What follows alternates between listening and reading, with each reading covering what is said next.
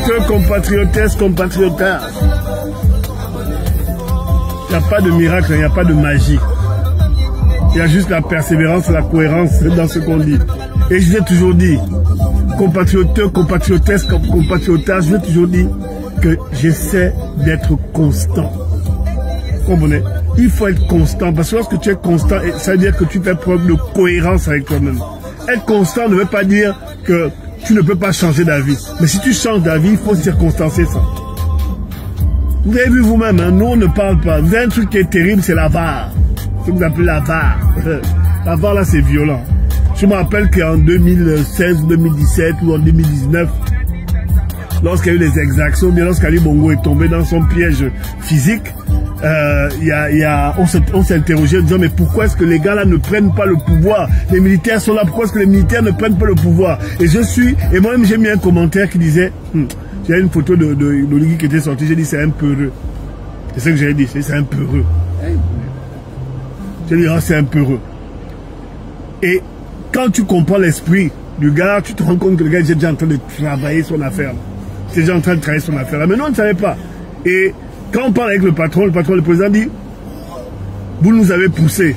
Sachez que nous, on était dans les casernes, on était tellement brimés qu'on était en train de préparer aussi notre affaire. Je disais qu'il était peureux, aujourd'hui je dis que c'est un courageux. Parce que pour prendre les responsabilités là, et de tout le désordre que je vois au Gabon là, il faut vraiment un courageux patient pour le faire. Et c'est en ça que moi j'adhère. C'est en ça que j'adhère, parce que lorsqu'on se bat pour un pays, on ne se bat pas pour un pays pour que lorsque tout va bien, lorsqu'on se bat pour un pays, c'est qu'on améliore les choses. On prend du principe qu'il y a le mal, il y a le bon, hein, il y a le mauvais et le très bien. C'est ça, c'est ce qu'on fait lorsqu'on se bat pour notre nation. C'est qu'on se dit qu'il faudrait qu'il y ait le moins de pauvres possible. Il faudrait qu'il y ait le moins de maisons, le moins de bidonvilles. Il faut que. Et lorsqu'on y arrivera, c'est pas lorsqu'on sera à 100%, c'est lorsqu'on sera peut-être à 70%, il y aura encore 30% de personnes désavantagées et on va se battre pour diminuer ce nombre-là, pour l'augmenter vers les personnes qui sont à l'aise. Aux États-Unis, il y a 40 millions de pauvres aux États-Unis, c'est-à-dire que 20 fois la population gabonaise, en Europe aussi. 20 fois, donc 20 fois la population du Gabon. Donc, on se bat pour rendre la majorité des personnes à l'aise. C'est pour ça qu'on se bat. Et c'est pour ça que moi j'adhère. Parce que je conçois qu'une nation ne peut pas être que parfaite, sinon c'est le paradis. Et même le paradis là, ça doit être vraiment, à un moment donné, très saoulant. Hein. Parce que si tout se passe bien tous les jours, on est en bisous, on n'a pas de problème, ça doit être vraiment une vie très saoulante. Hein. Et on doit dépasser la notion de chair pour vivre dans une ville, dans une vie où tout se passe excessivement bien. On ne peut pas se dire qu'on avance pour créer une nation, hein, pour sauver une nation en pensant que en claquant les doigts, tout va bien arriver, tout va bien se passer. Non, non, on n'y croit pas, on ne fonctionne pas comme ça. Parce que si on fonctionne comme ça, ça veut dire qu'on est extrêmement naïf. La réalité est que nous sommes en train de nous battre. Et pour nous battre pour l'idéal qui est le nôtre, c'est-à-dire créer la nation où la majorité des personnes va bien, on est obligé de faire des erreurs, on est obligé de faire des concessions, des compromis. Le monde idéal n'existe pas. La preuve, ils ont inventé le paradis. Maintenant, nous, notre rôle, c'est quoi? C'est de se dire que nous sommes passés d'un état vers un autre. Et cet état vers lequel nous sommes, dans lequel nous sommes, nous essayons de le rendre le plus perfectible possible. Et lorsqu'on le rendra parfait, on aura échoué. Parce que la perfection n'est pas de ce monde. Et si nous visons la perfection, c'est qu'au fond de nous, on veut s'en approcher en sachant tout simplement que ce n'est pas possible. La VAR. Vous avez vu, la semaine dernière, on était en train de victimiser Opianga. Pauvre Opianga. Il a tellement, selon ce que les gens disent, hein, c'est pas moi qui dis ça, il a tellement fait de mal à la nation gabonaise qu'aujourd'hui, les gens qui sont en train de l'encenser aujourd'hui, ce sont les mêmes personnes qui l'ont descendu il y a quelques années. Or, moi, à mon jugement, hein, il est clair au regard de tout ce qui est sorti sur ce gars-là. Moi, je n'ai pas changé de position et je ne changerai jamais de position sur cet individu-là. Parce qu'il a fait beaucoup de mal à la nation gabonaise. Beaucoup de mal à la nation gabonaise. Donc, à un moment donné, je ne vais pas dire ça aujourd'hui et demain, je vais sortir autre chose. Je ne suis pas dans ça. Je ne suis pas dans ça parce qu'il faut être cohérent, il faut être constant. si nous voulons que notre pays avance, il faudrait que nous ayons des comportements concomitants, des comportements qui fassent en sorte que nous soyons cohérents et constants avec nous-mêmes. Et celui qui me dit que j'ai déjà fait ça, là, vous n'avez qu'à me dire. Vous n'avez qu'à me dire. Ah oui, je l'ai dit. Il y a 5 ans, j'ai dit que Oligui était peureux. Je l'ai dit. Aujourd'hui, là, je suis en train d'avaler 7 fois ma langue dans la bouche. Parce que je considère que le gars là est courageux. Pour supporter toutes les âneries que les gars nous sont en train de faire autour de notre notion de pays. Je trouve qu'il est vraiment courageux de supporter toutes les incohérences et tous les compromis et tous les fausses personnes qui sont contre lui. C'est insupportable. C'est-à-dire que moi je vois des choses, des rétro-pédalages, des machins, ils prennent une décision, une autre personne prend une décision à son encontre, et il est en train de se battre. C'est pour ça que nous autres, on est obligés de rester inflexibles et de ne pas perdre, en fait la cohérence qui est la nôtre. Parce qu'il s'agit de créer notre nation. De créer notre nation. Moi, je ne suis pas, excuse-moi, Armand, je ne suis pas déçu. Au contraire, je suis optimiste.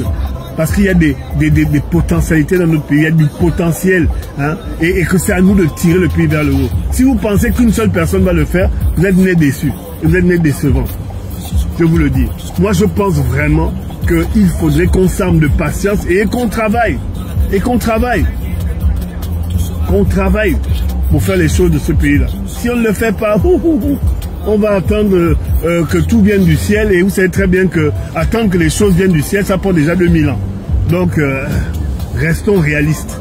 Restons réalistes. Il faut construire notre réalisme. Il faut construire notre nation. Et construire notre nation, c'est prendre les gens qui sont pour, les gens qui sont contre. Mais les gens qui sont contre, là, il faut qu'ils soient cohérents. Tout comme ceux qui sont pour. Sinon, on va dans du n'importe quoi. Je vous dis, sinon, on va dans du n'importe quoi. Moi, je fais partie de ces gars-là. Hein, de ces personnes-là qui, nous avons un gilet pare-balles. On a un gilet pare-balles parce que quand on écoute toutes les âneries que les gens racontent sur nous, on se dit, mais c'est quand même incroyable. C'est quand même incroyable. Donc, il y a quand même des gens qui pensent qu'en 2024, quelqu'un qui est parti du Gabon depuis 93, hein, est encore en train de blaguer avec sa vie. Moi, je ne blague pas avec ma vie, je la construis. Et j'appelle les gens à construire sa vie parce qu'il n'y a que des personnes qui sont construites, qui peuvent construire, participer à la construction d'une nation. Sinon, ça, c'est des blablabla, les Français. Non, vous blablatez. Là, vous êtes là en train de parler, il faut que tu sois d'abord construit toi-même, soi-même, pour ensuite participer à la construction du pays. Sinon, vous êtes là du surplace, vous êtes dans la mythomanie. Des gens qui n'ont aucune cohérence. Des gens dont on sait que le Western Union, le RIA ou le MoneyGram ou les transferts d'argent en cachette sont la seule manière qu'ils ont de pouvoir créer leur consentement. Ce sont des gens comme ça qui viennent parler. Bonjour Clarisse Mba. Des gens comme ça qui viennent nous parler. Le consentement. 7 ans, 8 ans de résistance. Là. Je vous ai dit, c'est la nation devant. Je défie quiconque de venir me dire qui m'a donné de l'argent. La seule personne qui m'a payé depuis que je suis au Gabon, là, c'est lors du dialogue national inclusif. C'est la seule fois qu'on m'a payé. Et lorsque je travaille pour la présidence de la République. Et là, on te paye, on te dit, oh, tu as fait ça, voilà ce que tu mérites. Voilà. On considère que tu as travaillé pendant 25 heures, voilà, on te paye. C'est comme ça. Mais les histoires de faire les tout malais, des machins, moi, je ne connais pas ça. Moi, je suis très transparent. Je suis tellement transparent que lorsque j'ai fait la tournée du dialogue national exclusif où j'ai expliqué ce qu'on faisait, j'ai dit exactement c'était quoi le salaire qu'on a reçu, mais ça ne satisfait pas le Congo-Ça. Le Congo-Ça veut l'histoire des mallettes. Moi, je n'ai pas de problème. Faites l'histoire des mallettes, il n'y a pas de problème. Mais moi, je suis cohérent avec moi-même. S'il y a mallette là, une grosse mallette d'argent, il faut que ce soit le milliard. J'ai travaillé, on m'a payé. Je continuerai à travailler, on me payera. Et je ne refuserai pas l'argent de mon propre pays parce que je suis un résistant. Non, ce n'est pas du vol, c'est du travail. Et on travaille parce qu'on veut que les choses aillent mieux. Nous sommes allés à Port-Gentil, nous sommes allés dans les PK, on a fait des comptes rendus de ce qui se passe, on a fait des analyses, on est encore en train d'y travailler. Et bien quand on remettra ce qu'on a mis, on s'attend à être payé. C'est comme ça. Mais par contre, on ne perd pas la notion de cohérence de ce que nous sommes en train de faire. Arrêtez-moi les menteurs, arrêtez-moi les mensongeurs, arrêtez-moi les mensongeurs, les idéalistes. Les patriotes, soi-disant, les patriotes sont tellement forts qu'ils ont même une stratégie. La stratégie, on attend ça. Parce que quand Ali Bongo, même quand Ali Bongo était Dungé, là, la stratégie que vous aviez là, on n'a pas vu. Moi, je me rappelle, il y a 5 ans, on allait aux États-Unis avec des Gabonais pour parler de la situation du Gabon. Mais on s'est rendu compte que dans les Gabonais avec qui j'étais, bon, il y en avait 2 ou 3 qui valaient quelque chose. Il y en a d'autres, bon, vous connaissez l'histoire. Là, ils ont les yeux rouges quand ils me voient. Parce qu'ils se sont rendus compte que moi, je suis dans la cohérence et je suis dans la constance. Si vous voulez construire un pays, il faut être cohérent et constant. On peut changer d'opinion, mais on peut rester cohérent. Il y en a qui ne comprennent pas ça. Bonsoir, Junior Aseko Bayano. Donc, on est dans ça. Construire la nation, ne pas bloquer les opportunités sur vous-même. Ne pas être dans une situation où il n'y a que pour vous et rien pour les autres. Ne pas être dans cette situation-là, il faut ouvrir les portes. Parce que lorsque tu ouvres les portes, tu dévoiles les potentialités des personnes. Tout le monde a un potentiel bon ou mauvais. Il faut ouvrir pour pouvoir juger la capacité que les gens ont de faire des choses. Si vous fermez tout là, vous allez rester vous-même et ça va nous recréer le Gabon qu'on a connu où il y a des médiocres, rien que des médiocres qui sont au sommet de l'État. Et ça nous redonnera et la Young Team, la GEV, sachant que dans la GEV, il y a des personnes qui étaient très brillantes, comme Binyumba, comme Farjon et plein d'autres. Hein? Comme Tony Ondomba, ces gens qui sont brillants, il faut dire les choses comme elles sont. Sauf qu'ils ont été pris dans une tourmente où ils ne correspondaient plus à ce dont le pays avait besoin à ce moment-là. Donc il faut rester cohérent et il faut ouvrir les portes aux autres. Si vous ne le faites pas, c'est le pays qui sombre. Moi je vous le dis. C'est le pays qui sombre. On a décidé d'accompagner le changement. Aujourd'hui, c'est Oligui qui est là avec ces gens. Moi, j'ai la chance de parler avec le président de la résistance, le président de la résistance, le président de la transition. Et j'ai la chance de comprendre que ce monsieur est cohérent avec lui-même. Il est cohérent, il est très très structuré. Vous avez parlé des histoires de raser la tête des gens. On en avait parlé l'année dernière, il a dit qu'il ne ferait plus ça. Ça c'est fait, il n'était pas là. Les gens qui ont fait ça, ils vont être blâmés. Vous avez parlé du couvre-feu qui dure sans raison, il a enlevé.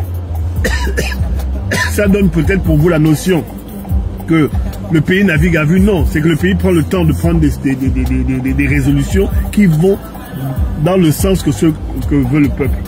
C'est tout. Et il faut accompagner ça. Oui, il faut critiquer. Il faut critiquer. La critique est bonne. Il faut critiquer. Mais il faut aussi accepter qu'à un moment donné, on va faire des concessions parce qu'on ne peut pas tout avoir sur place. Voilà, c'était mon mot. Dire qu'il faut travailler, il faut être cohérent et il faut être constant. Il faut suivre un sens et ne pas changer tout le temps de direction. Parce que si vous faites ça, vous arrivez dans une situation où on ne comprend même plus ce que vous êtes en train de faire pour vous-même et pour votre pays. Moi, je le pense sincèrement. La question que je pose aujourd'hui, et c'est la question que je poserai toujours, c'est que tous les grands révolutionnaires de la résistance que j'ai accompagnés, moi, tout ce qui m'intéresse, c'est de savoir c'est quoi la fin du jeu. C'est quoi la fin de la partie. C'est où est-ce qu'on va. Qu'est-ce que vous pensez qu'on devrait faire. Qu'est-ce que vous apportez comme solution. Parce que moi, je ne comprends plus. Je n'arrive pas à lire exactement vers quoi vous voulez nous amener. Voilà. Donc, je vais vous laisser avec ce petit live. Réfléchissez-y. Et puis, on continue.